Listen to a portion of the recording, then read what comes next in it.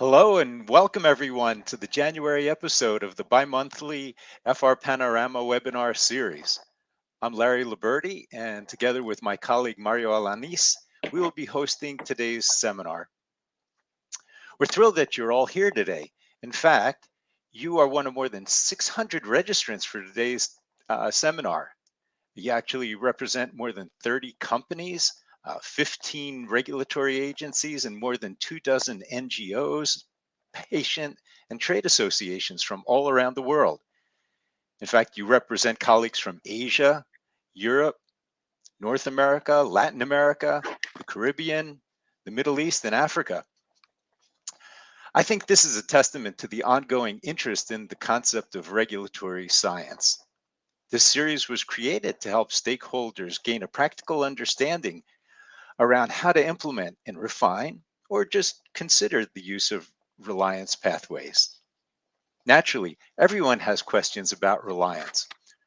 From industry to agencies, patients, and others, each has a goal of how reliance can play a role in accelerating the availability of safe, effective, and quality medicines.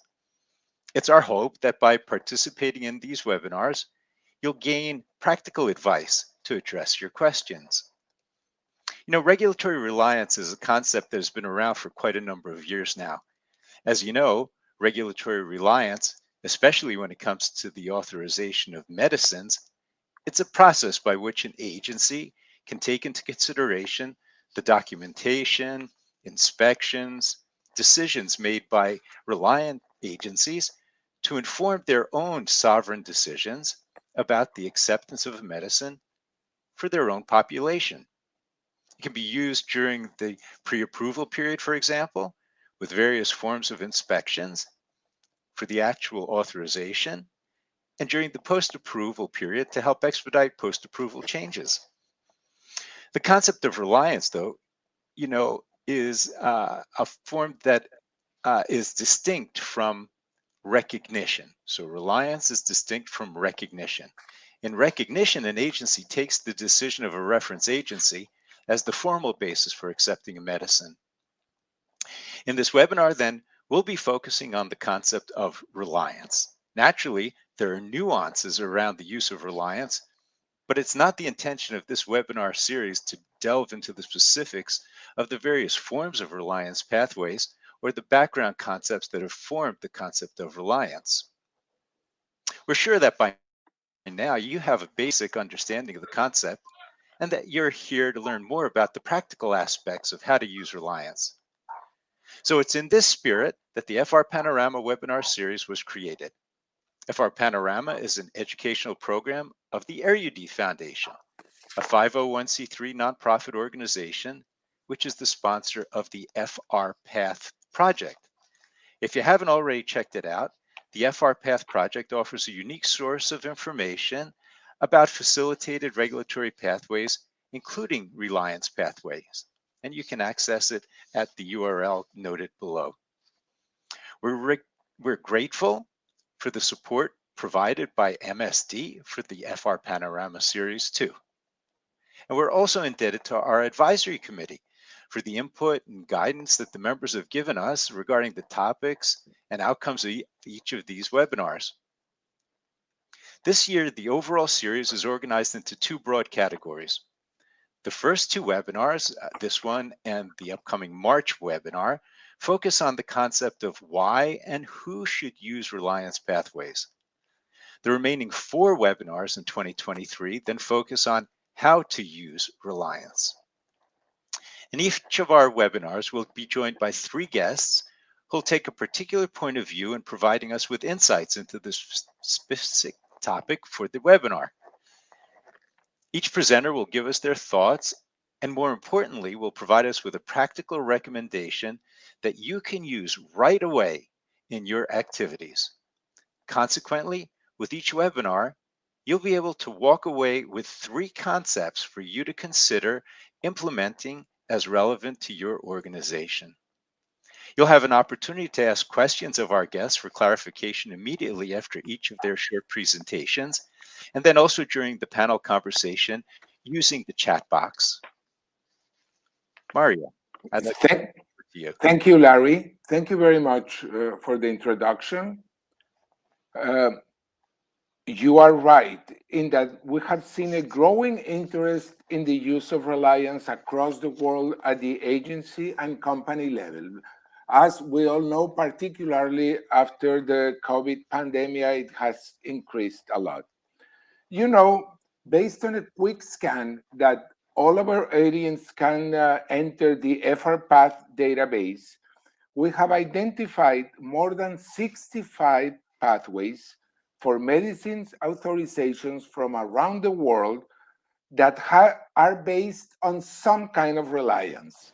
Although there are some common themes, we see wide diversity in many characteristics.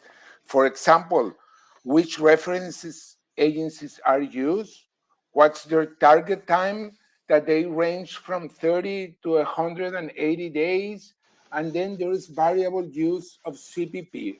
All of these and other characteristics we can see, and we see some common themes. But what this tells us is that there is a great opportunity to identify areas for further consistency and best practices.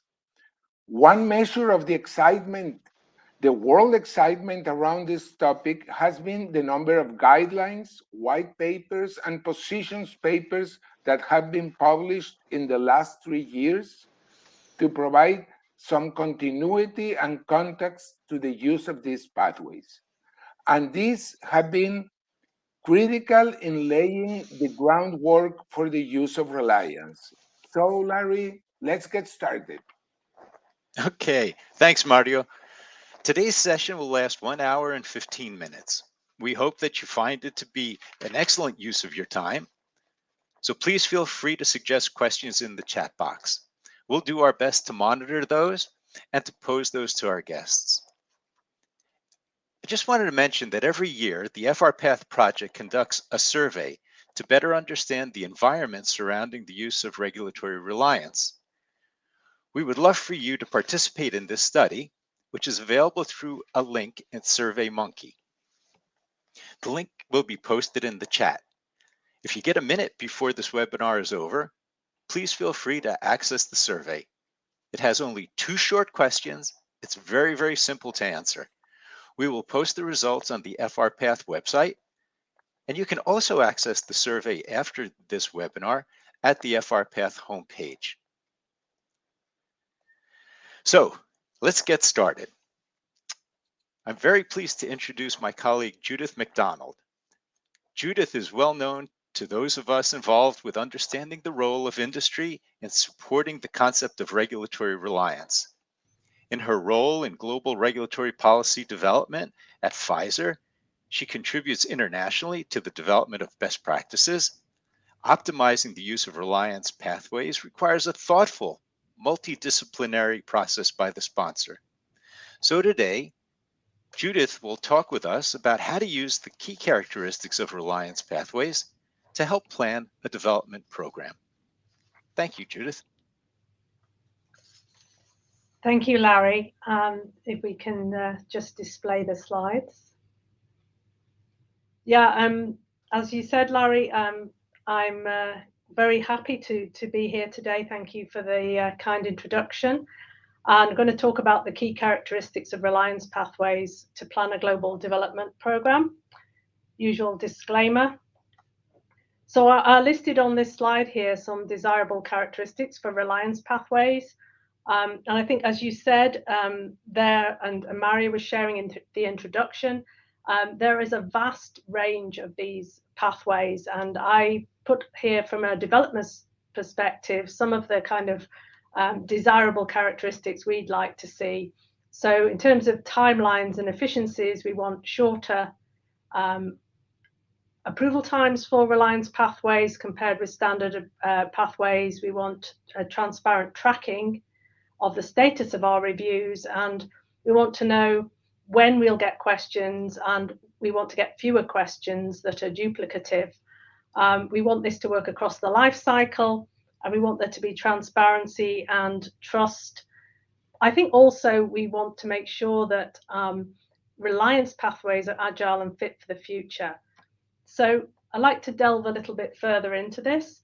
So the dilemma that we face here is that because these pathways are so diverse and there's no one size fits all, we have to produce, we tend to produce generalized lists of desirable characteristics. And then the problem is, how do you actually convert that to actionable solutions that can be applied across these pathways?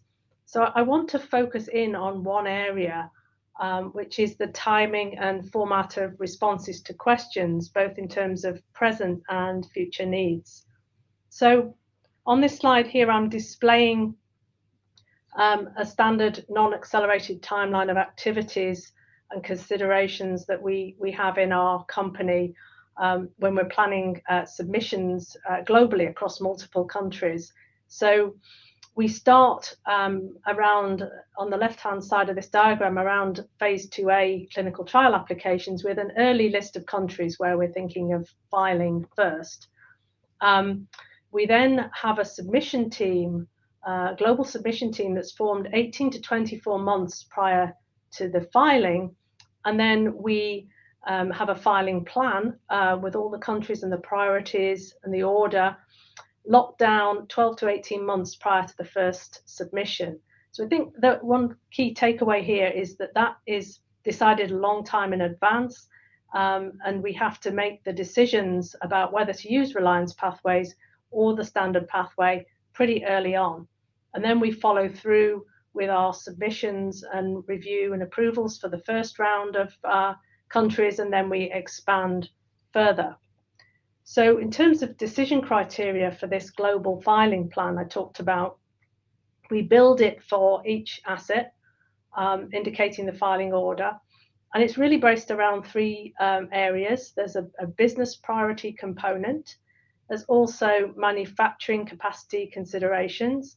So we need to be not just ready for getting approvals, we need to be able to supply the products in all these markets. And then we also look at the ability of internal teams to manage meetings plus queries and responses across the globe. So we're factoring all of that into our planning. And the key question that we ask or we get asked internally is, are we going to put this asset into a reliance procedure? So there's some questions along there that I won't get into, but one of the key ones I want to focus on is this area of responses to questions. So many activities are occurring in parallel during the submission and review period for a product. We've got meetings with regulators to prepare for.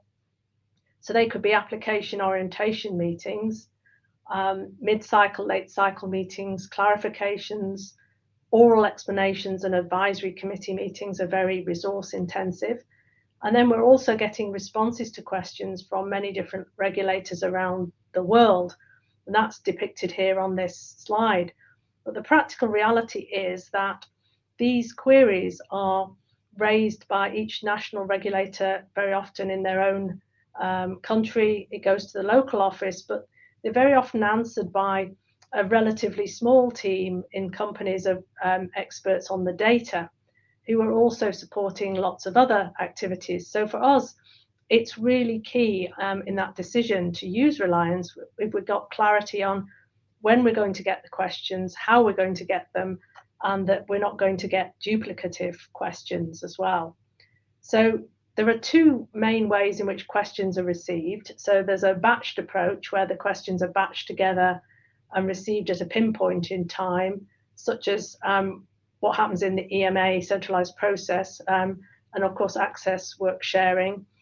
And the other model is a continuous flow of questions on a daily basis, and that happens very often with the FDA. But Reliance procedures should save time and resources.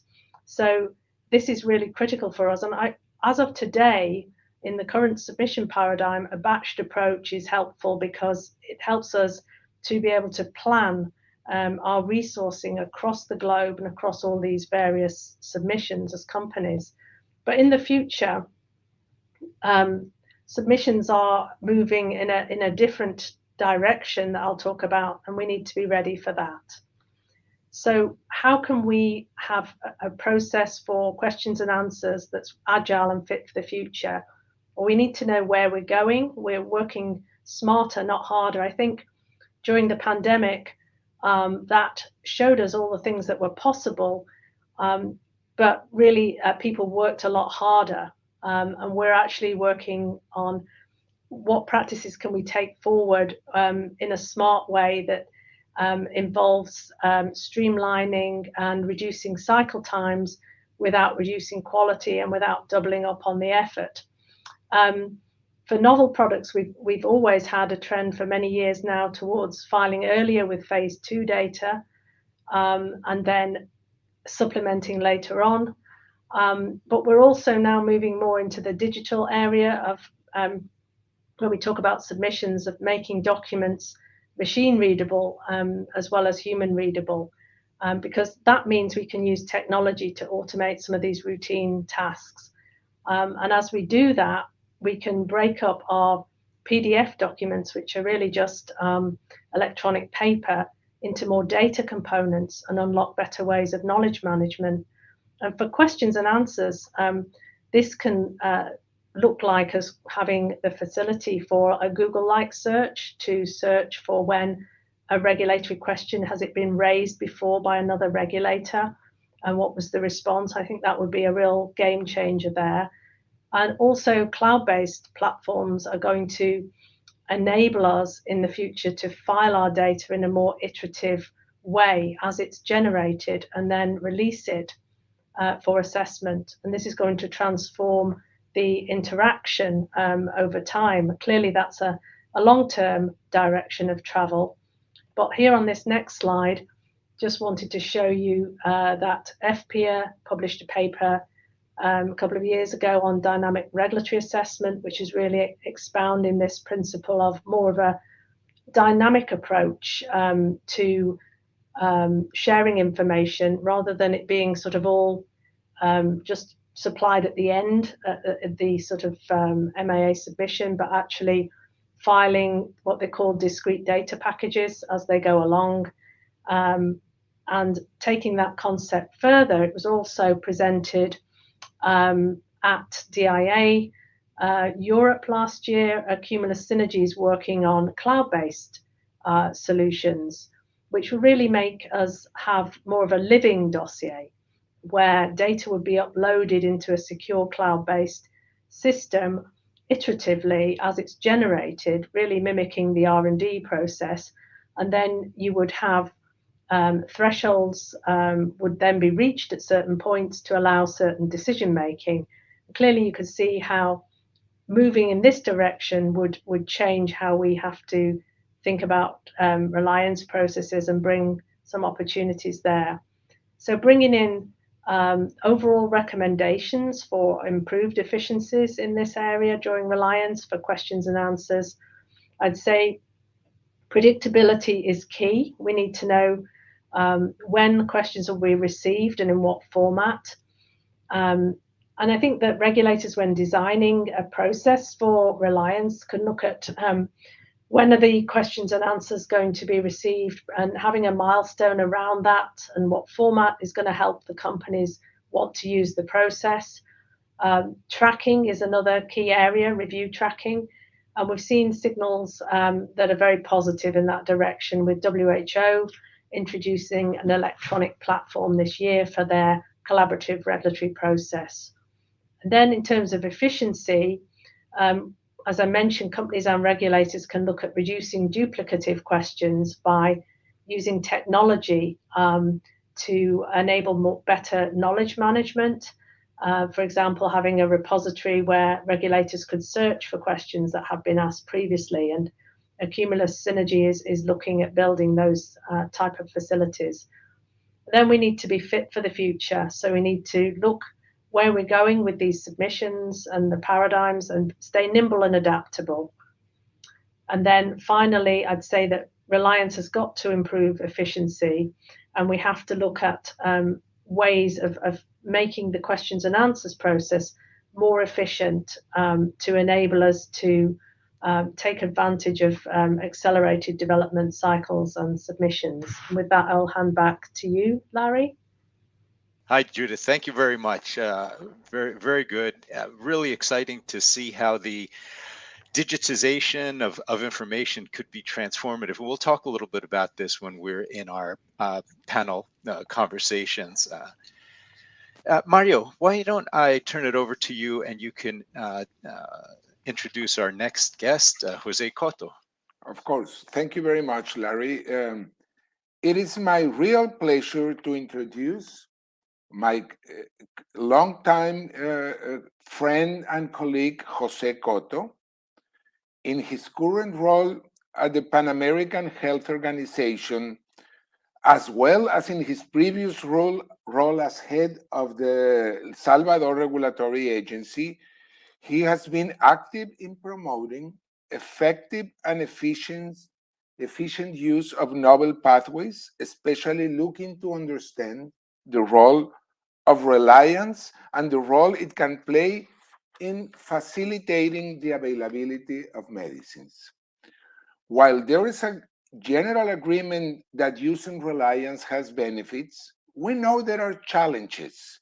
In many organizations, there is difficulties and barriers for the use of reliance. So today, Jose will share some of his experience and ideas as he talks to us about how to overcome the barriers of the utilization of reliance. Welcome, Jose. Okay, good morning, and thank you for the opportunity. I will focus my presentation mainly on the regulatory perspective.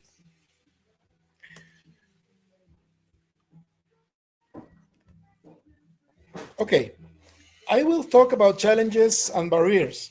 And first of all, one of the most frequent and very important challenges is that reliance must be anchored in national regulatory strategy. The problem here is arising from the need to improvise without planning what produces a non-deliberative path. This improvisation produces gaps such as the normative that does not generate confidence and predictability in the regulator process. This means that it must be planned in detail, taking into account areas of reliance, resources, among others.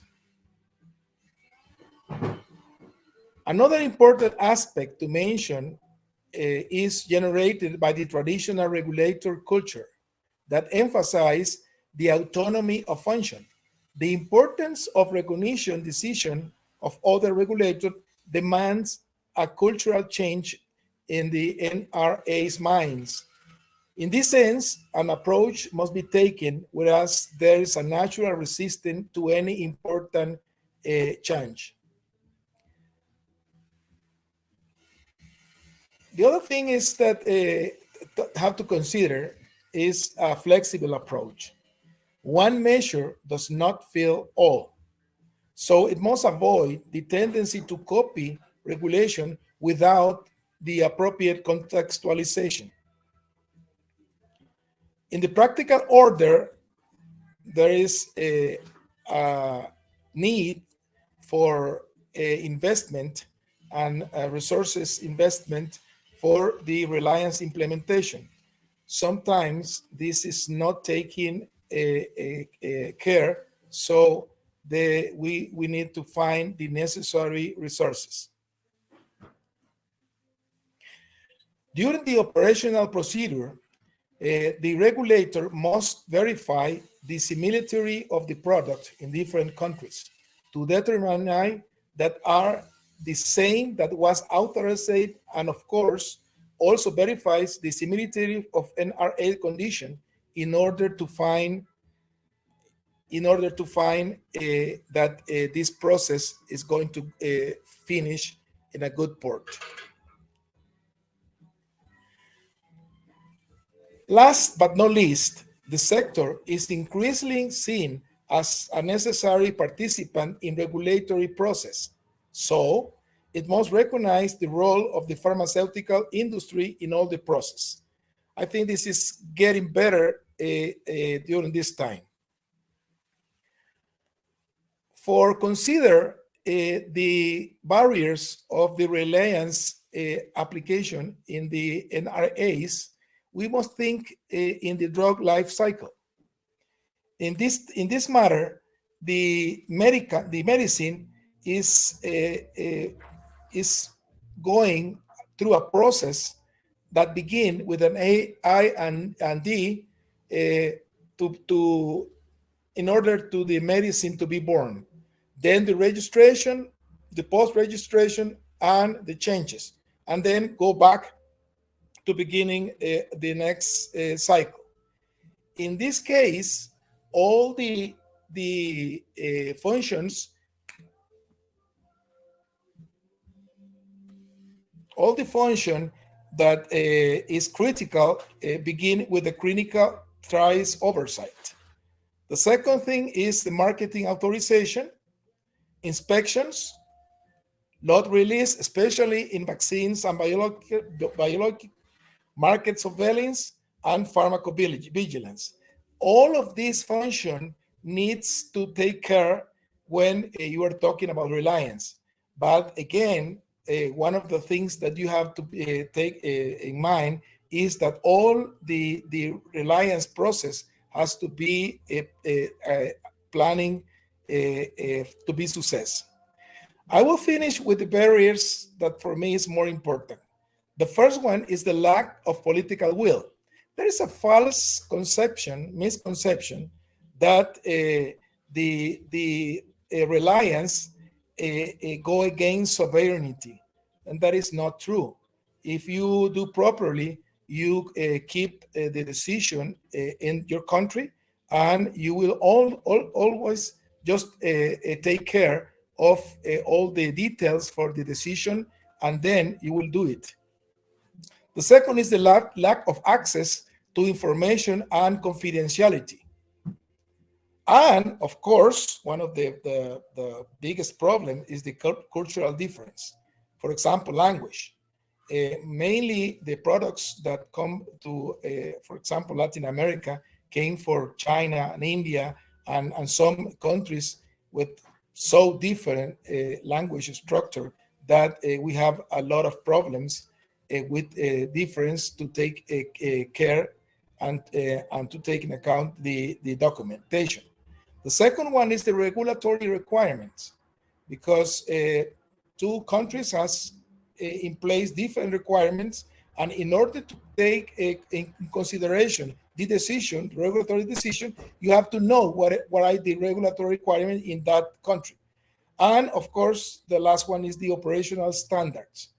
Every country has different level of maturity on the regulatory area.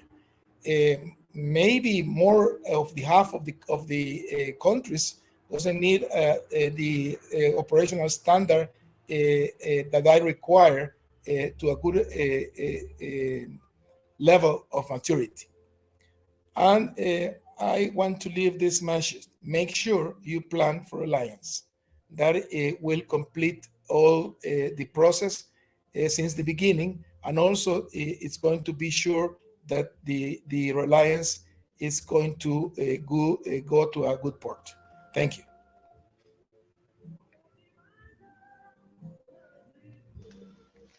Thank you, Jose. Mario, thank you very much for introducing Jose. And I think you brought up some very, very interesting points about how to overcome some of the barriers that we're seeing that in some ways are surmountable. We can overcome them. I just want to check with our colleagues here to see if Bert Leufkens is on the line. Good morning. My name is Bert Leufkens. I'm Emeritus Professor in Regulatory Science and Pharmaceutical Policy, University of Utrecht in the Netherlands. And I'm very pleased that FRP Panorama have invited me to reflect on a number of issues related to reliance, because reliance is a very important topic we've heard it also from other panelists, is a key issue in the regulatory science field, and I would like to share with you a number of thoughts. What you see here on this slide is that a lot of reliance talk is out there, and I think for good reasons. Over the last decade, we have seen that collaboration, more convergence, but also more alliance between regulators, between different authorities have delivered. We see also, for instance, a publication here on FDA and industry collaborations and how that has affected also the use of animal models for safety reasons. We see also more and more workshops in the field and more collaboration between stakeholders like WHO, the European Medicines Agency, and other authorities. What does it mean when we go into the context of the future? It's very important also that we see that many of these initiatives have a background in how can we ensure that also low and middle income countries have systems in place that advance timely access to essential medicines. This is a publication from a number of colleagues in the field that highlighted the collaboration between countries in sub-Saharan Africa, for instance, but also in other regions across the globe, and also how important it is that these systems at the end of the day also help these countries to build their own regulatory systems, but also when there is capacity, when there are capacity problems, when there are resource problems, that also in the interaction with other stakeholders, there is a system in place that medicines are delivered to the patients that need them. When we take this on board from a perspective of the future, it's very important also that we look back to the regulation of COVID-19 vaccines as more or less a holy grail, because during the pandemic in 2020, but also in 2021, we saw that across the globe, regulators, FDA, EMA, PMDA, but also many others were in close collaboration when it came to the criteria where vaccines should be developed, but also preclinical and clinical data, the definition of these, the criteria, but also how these considerations could be developed further when it came to clinical testing of these vaccines. So the learnings from COVID are very important also to take on board. On the other hand, it's of course also important that we realize that the experiences with COVID-19 vaccines cannot be extrapolated to other fields directly, because there are many differences and also many other challenges, but the learnings are important also to take on board. But there is a big but here. There is a serious disconnect between what I would call upstream and downstream regulations and policy. When we look upstream drug development and regulation, we see a high level of convergence and reliance, particularly when it comes to scientific advice and protocol assistance, scientific guidelines, as we just discussed on the COVID-19, but also public consultations, GCPs, conditional approval, and other expedited schemes, etc. So you would say there is great progress there. And then there is a moment of the magic moment of marketing authorization, the license. And when we look more downstream when it comes to HTA and payer interactions, when it comes to how the how clinical guidelines are developed, but also we saw that the same with COVID vaccines. More downstream on a local, on a national basis, we see a very low level of alliance and convergence. So a big gap between these two in the whole life cycle of a medicine. And that disconnect is, I think, of serious concern, because at the moment we see a lot of very good, promising activities upstream, but it doesn't deliver on a more downstream level. We see a lot of heterogeneity. We see a lot of issues that are not sorted out in a conversion and a alliance fashion.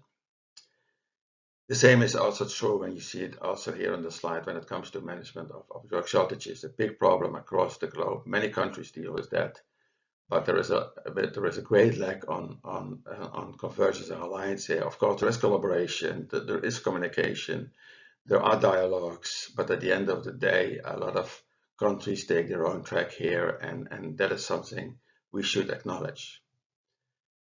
When we take these reflections on board and when we talk about the way forward, a number of points here. Reliance talks between regulators and industry, between regulators and science, within and between ICH, WHO, ICMA, APEC, etc., are excellent and should be strengthened and continued. That's the good news. But the world is bigger and more complex.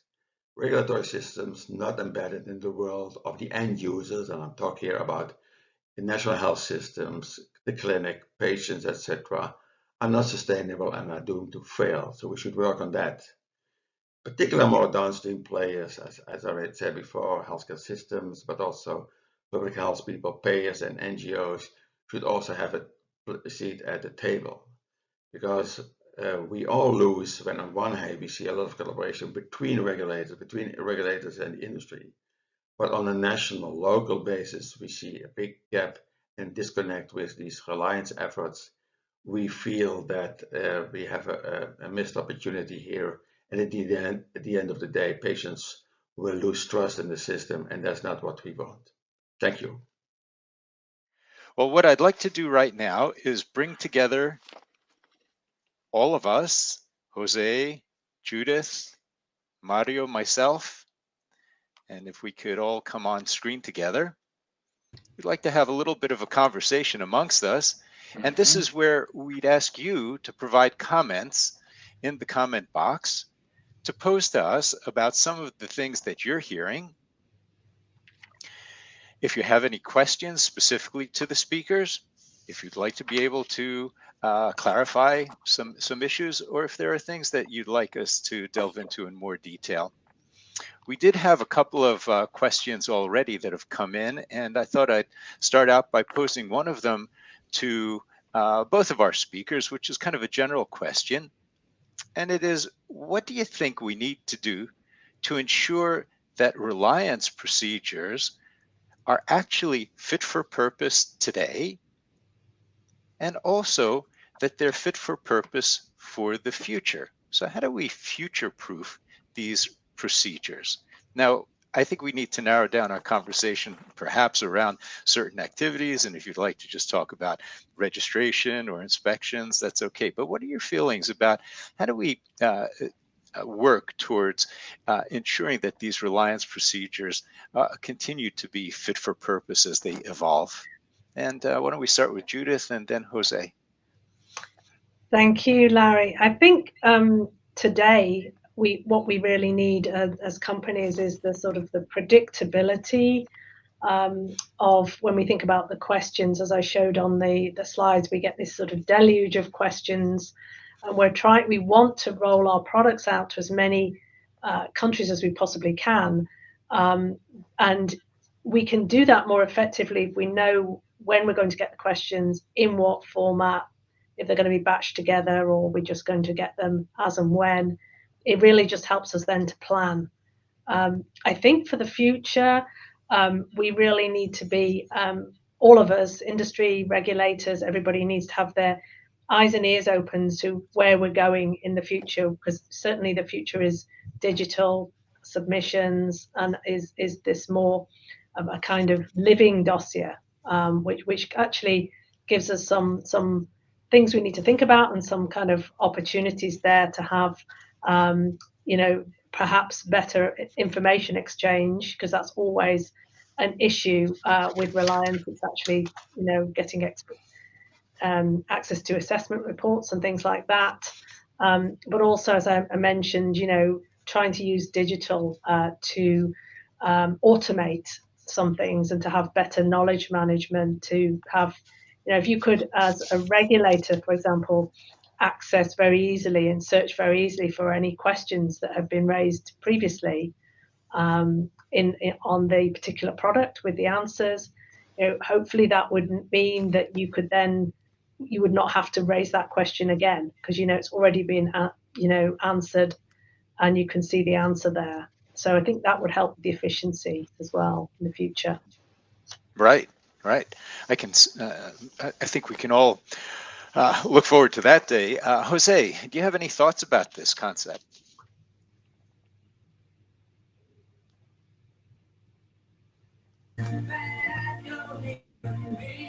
I didn't get the question. I have some Sure. So essentially, audio what the issues. question. Okay. So the question was, what do you think we need to do to be sure that Reliance procedures are actually fit for today, and maybe thinking of the future? What might be things that we need to think about for the future? Okay, one of the main problem that we deal in the last pandemic approach with some of the needs to very fast reliance process, especially in the authorization of the medicines, is that difficult to share information in a secure and fast way.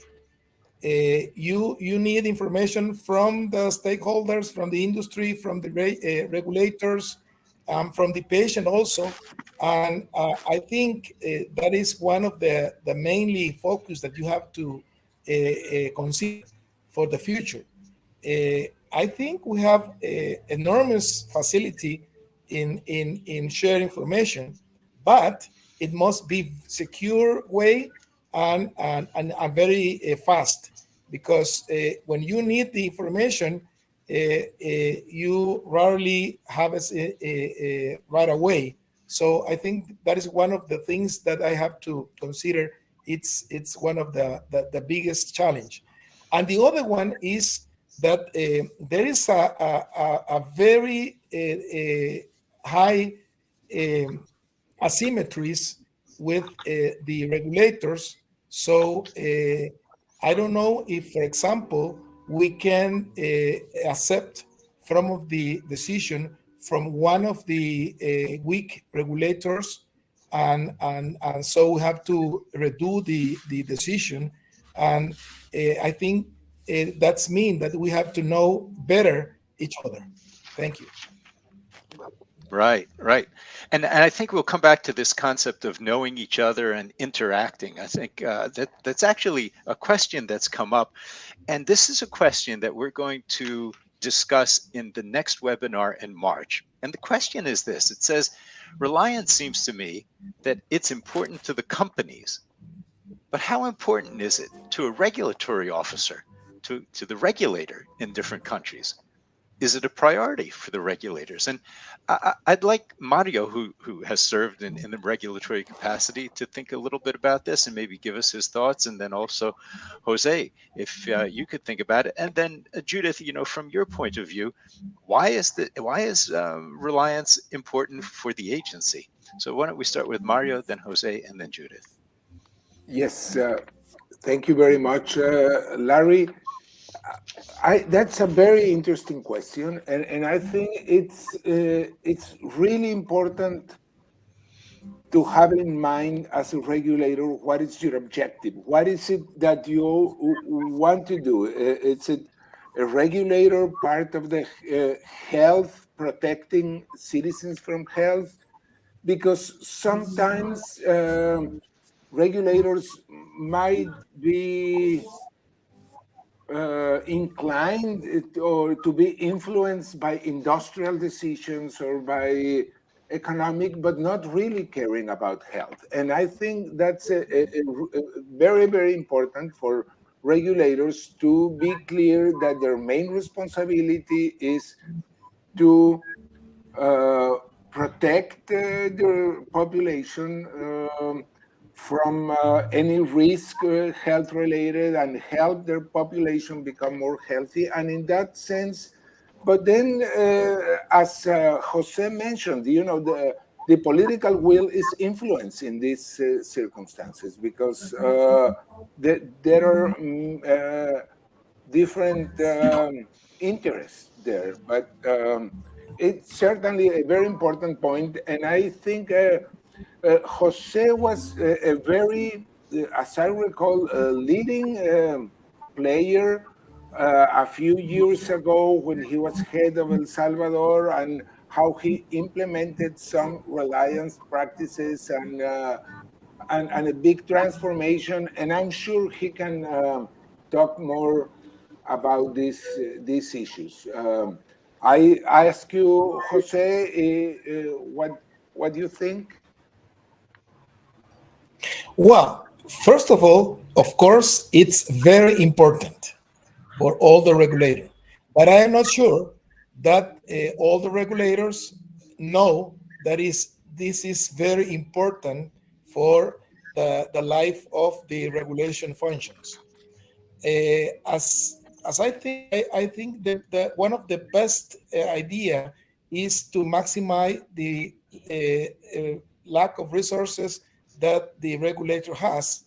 If you build a very strong reliance process, you can utilize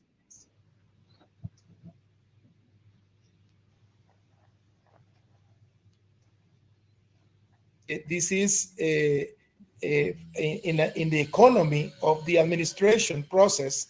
You will have more resources to use in other things that has to be with your country.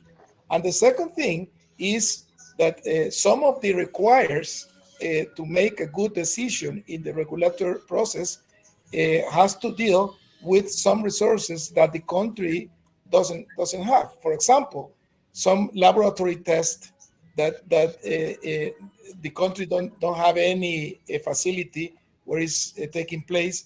They have to be and other regulator did the work and used that result. So I think that for a country that deal with the lack of resources, reliance is a good option to optimize the lack that they have. Thank you. Thank you. And Judith, what do you think? You've done a lot of work with working with agencies. How do you think this helps an agency?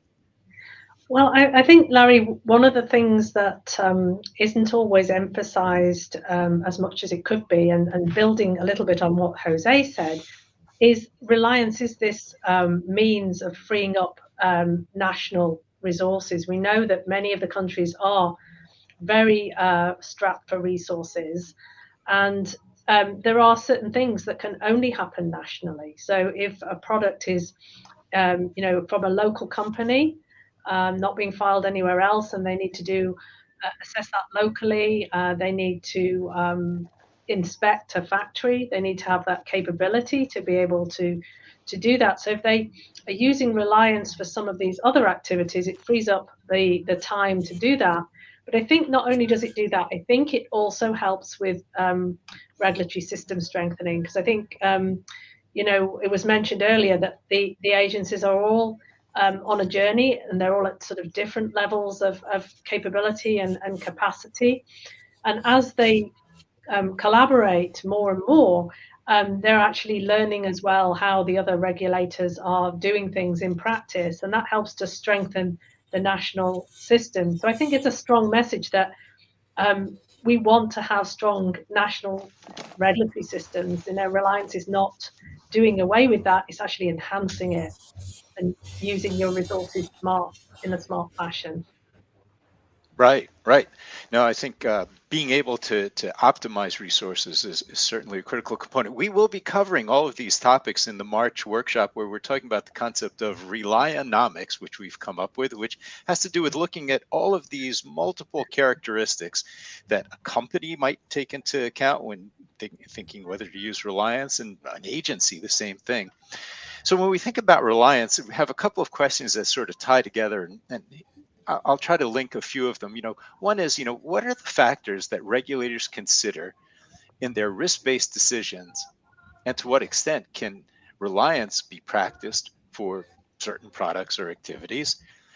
But facilitating that, we've had a question about this, is how do we use the established memorandum of understanding and confidentiality agreements and other agreements that are already in place among many nations, many organizations. So how do we tie together the flexibility that could come from those relationships with this concept of how do you implement a risk-based decision to be able to use Reliance? So would anybody like to chime in on that?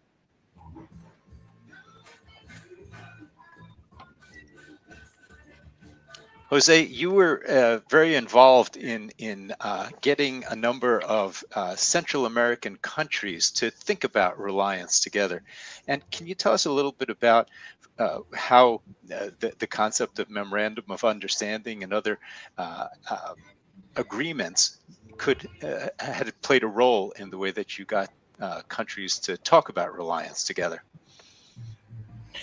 Well, first of all, I think it's very difficult for a country and an agency to come with a documentation, especially if they have to go to the Congress or the assemblies, national assemblies, because that process could take 1 or 2 years.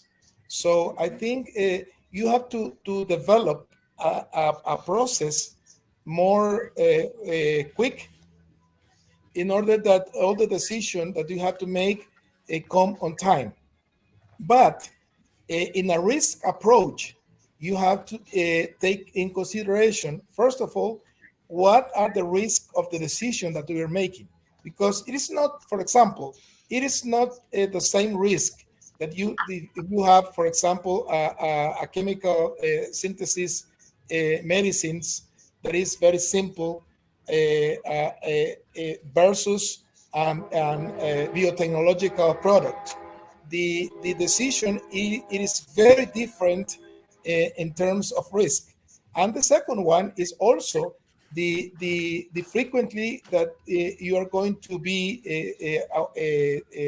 in that phenomenon. For example, if it's a product that is going to come rarely to the country, you can step aside that decision. But if, for example, you are dealing with a new vaccine for a new disease that is very frequently in your country, the decision is going to have to be very quick, and the reliance process it's have to be a special a quick path in order that the decision is not take forever, and you will have in time for sanitary issues. So I think that is 2 or 3 things that you have to be aware in the national regulatory agencies. Yeah, and thank you for touching on that concept of risk-based. Mario, do you want to talk a little bit about that? Yes, I would like to comment because on several things. I've seen some comments that there is a belief that reliance is important for companies and it's not for regulatory agencies. And I would like to disagree on this, but I think that this is a topic that in some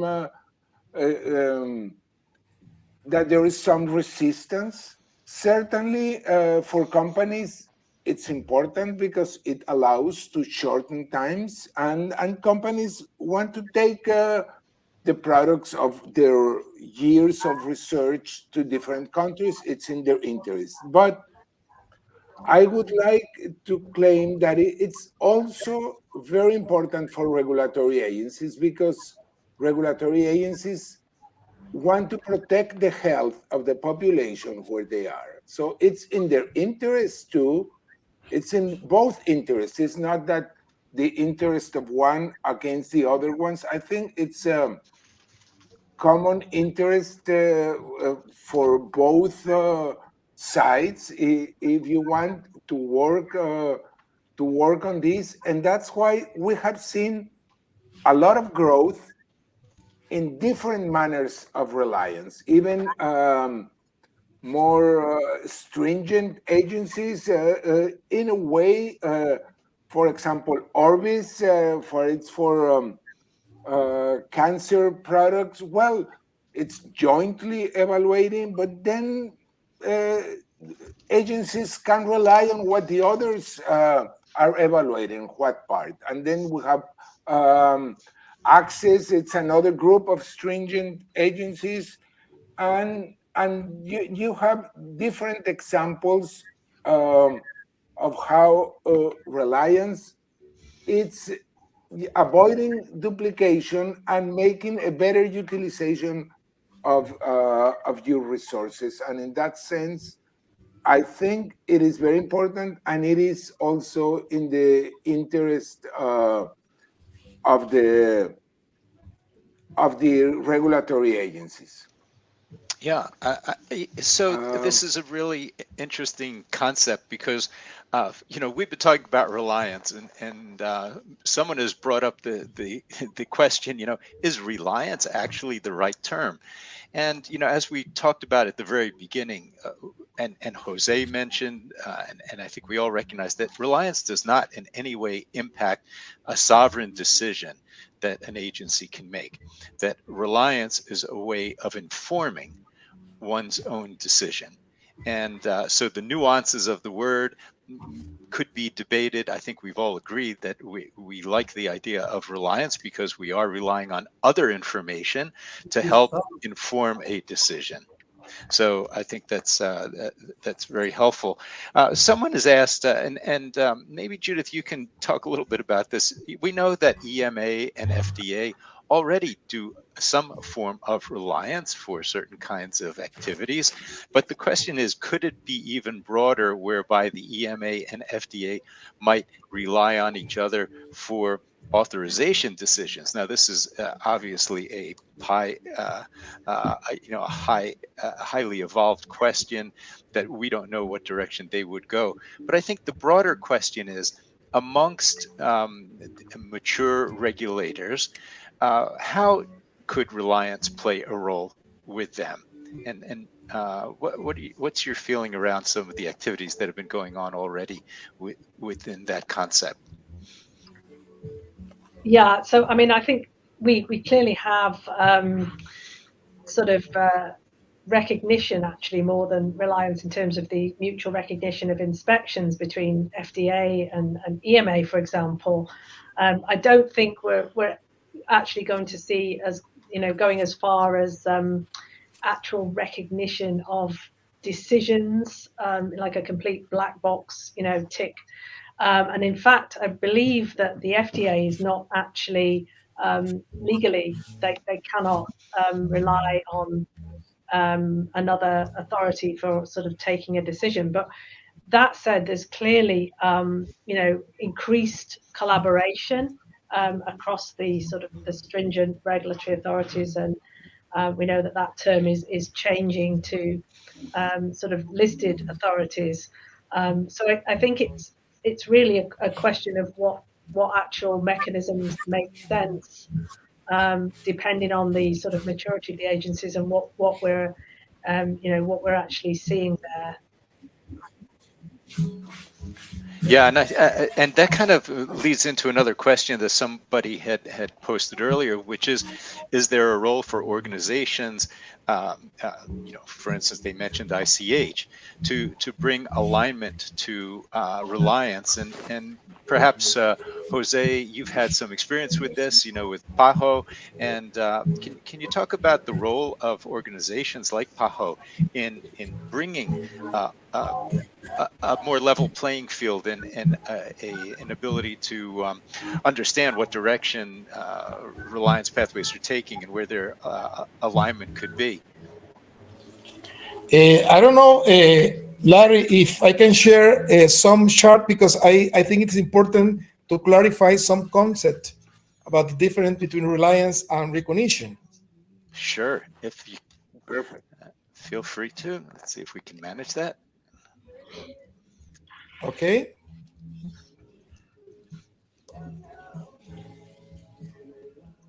Just ask our Okay, technician to share. it is on There screen. you go. Yes, we can Yes. see it. Yeah. Mhm. Okay, this is the different steps that who recognize on the way to the reliance process, and it mainly convergence and harmonization begin with some interchange of information, Mhm. then the sharing the work, for example, an inspection, and then come reliance, and the last step is the recognition. And reliance is not recognition, but in some way you can go again. For example, if you have like a product registration in one country, and you will take that registration as is where as it was from you, that is recognition. So this is a process work that begin with some interchange of information and Right. documentation, and finally you will rely in the work of the other agency. That's Yeah. yes, Okay. that's very good, because often there are confusions. But I would like Jose to ask you, based on this chart that you presented, there is a lot of expectation on the Central America joint evaluation. You know, there is this shared work, how, and in a way, it's a kind of reliance, because you are basing your decisions on what others do in some parts of the dossier. Could you share how is it going and what's the expectation in this sense? Because I think it's a very important, not only to facilitate access, but it's a training and learning opportunity among peers. So Yeah, okay.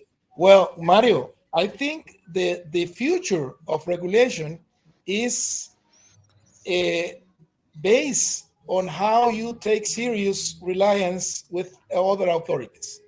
Because if you are thinking that every country is going to straining the regulatory system in the country, it will take forever. Some of the countries has just a little of human resources and a little experience, and the complication and a modernization of the production of health products are getting so difficult for an agency with a lack of resources to evaluate it and to make decision, that I think the future has to be the reliance process. So that's why I think we have to plan very properly, in order that you don't miss any of the regulatory areas, and you take care of quality assurance and efficacy of the products. In Central American, we are starting with the dossier evaluation in all the countries, and we open this mechanism. PAHO is helping as a technical consultant to the mechanism. And as you were asking, Larry, this organization can help, like PAHO, can help in the technical aspect of the regulatory functions, because we cannot do any decision for the countries, but you can just give some information and the state of the art of every aspect of the process. And I think that's it's going to be for me a good lesson for the future. And the experience that we get from the emergency authorization of the vaccines last year give us a good example. What can we do if we work as a regulator together? and rely in the different aspect of the decisions. That's very important. So we had two comments that were related to what you just said and what Judith mentioned before, and they have to do with training, and then what are sort of simple steps to get started to facilitate the use of Reliance. And the first is that when we talk about risk-based assessments, it means that you need the capacity to do a risk-based analysis. You need the skills and the personnel to be able to do that. So it seems like training is an important component. And maybe Judith and Jose, can you talk a little bit about how training not only people within the pharma companies to know how to use Reliance, but also at the agencies to be able to do risk-based assessments, how that could be better supported? Yeah, I think there's a place there for, we saw it a lot during COVID of some of the less well-resourced regulators were actually sitting along, following the assessment of sort of EMA, etc., and actually really, in effect, learning as they went along there about what was important and what's not, because we were talking about a risk-based approach. So you kind of need to know what's important, what to worry about and what not to worry about. And I think that's, more and more of that where sort of agencies are following another agency's assessment, maybe an EMA or an FDA or something like that, and actually learning what are the important factors could be key there. Yeah. And Jose, you find that training is important? Oh yeah, we are working as an organization. We are working in a training itinerary for regulators, and that will be mainly online. And but I think in the next year we are going to come up with this itinerary that it's self-assessed. You are going to first decide where you can start and the areas of expertise that you wanted to get. And this process starts with taking all the effort in the academy, the industry, organization, some regulators, and make an inventory what is available now. And we are now finishing this training itinerary. And I think in the next months, we are going to be open for the regulators. And also, we are going to give some spaces to the industry, because I think both has to be training so we can talk the same language and try to eliminate the barriers of the language. Thank you. Thank you. Thank you. Our last comment, I think, is right in the spirit of the FRPath webinar series, because we're looking for simple approaches to implementing Reliance and what are the kind of the first steps that can be done. And this last comment was about, could it be a useful approach to actually start using Reliance in what might be called life cycle decisions first? So using it for labeling updates, post-approval changes, and then eventually move on to something a little bit more sophisticated, like a full NDA, BLA assessment. So just to finish up real quick, Jose, what are your thoughts around that in terms of using that as a starting point? And then Judith, I'll give you the final word. Okay, I will begin with make an inventory of what is the area of reliance that you are now doing in your agency. I think I don't know a single agency that are not using Reliance process. After making this inventory, you can start with the planification. Make sure you plan for Reliance. And you can take all the regulatory function to make this plan. Thank you. Very good. And over to you, Judith, for the last Uh, word. yes, I think the post-approval phase looks, we want Reliance to work there. And I think the question was, can we start there? Is it easier? I think what we found is that sometimes it can actually be harder because sometimes there isn't an assessment report that's been done on a particular variation. And then it makes it difficult for the agency who's relying to actually put that into practice. So, yeah, also the rules around what's a major change in one market isn't a major change in other markets. So it sounds like it might be the easiest place to start, but I would say in reality it may actually not be, and it may actually be better to start with the MAAs where you've got a full assessment report, and very often public assessment reports that don't need MOUs, etc., to be in place. Now, there you go. There's a brilliant way of looking at two sides of the coin. Thanks very much. Wow, this has been a very, very special webinar. I think our guests have provided us with really brilliant overviews and more importantly, with specific activities that we each can think about and how they relate to our own organizations. I think importantly, we can each think about this. What can our organization do? Is there one thing that I picked up today that will make my organization do something a little bit better, a little bit differently? And how can we see that having an implication with regard to how my organization looks at Reliance pathways? I'd like to summarize the findings from today. There are three things that I think we'd like to leave you with. And the first is working to engage more downstream players. Bert was unable to join us today, but his presentation was going to be about how various stakeholders are important to bring into the regulatory decision, especially where Reliance is concerned. So we know that patients, healthcare professionals, public health people, payers, NGOs all play a role. So what can you do to engage those people? The second bullet, and we've just lost our bullet here, the second bullet is to promote reliance efficiencies. And as Judith had mentioned, further efficiencies in trying to handle questions and answers and review tracking. These are the kinds of things with the advances in digitization and just simple project management that can facilitate how Reliance runs smoothly.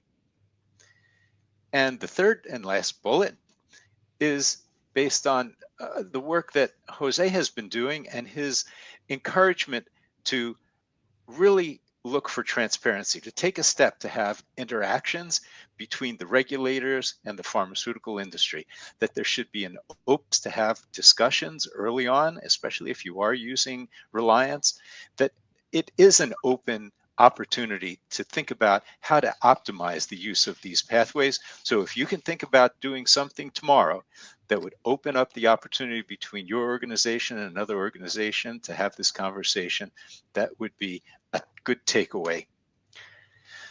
I'd like to finish up by reminding you that a recording of this session will be archived shortly on the FRPath website. And we hope that you will use the suggestions and the observations, the discussions that have come from our conversations today in your activities. As a reminder, our next webinar, which we mentioned, will be held in mid-March, and it's entitled Relionomics, Documenting the Benefits and Potential Unfavorable Impacts of Reliance Pathways. And it's exactly the topic that was brought up in the comments section. How do we know that these are actually good for our particular organization, whether we're a company or an agency or another organization? We'll be sending reminders and details to you in the near future. And so once again, just a very, very special thank you to our guests, Judith and Jose. Remember to visit the FRPath website for more information about Reliance and other pathways. And don't forget to participate in that Reliance survey, which can be found on the website if you haven't already done so. And with that, Mario and I would like to thank you for your interest and for your participation, for all the comments that you provided. If you do have additional comments, please feel free to stay in touch with us through the website. And until we meet again, all our best. Thank you.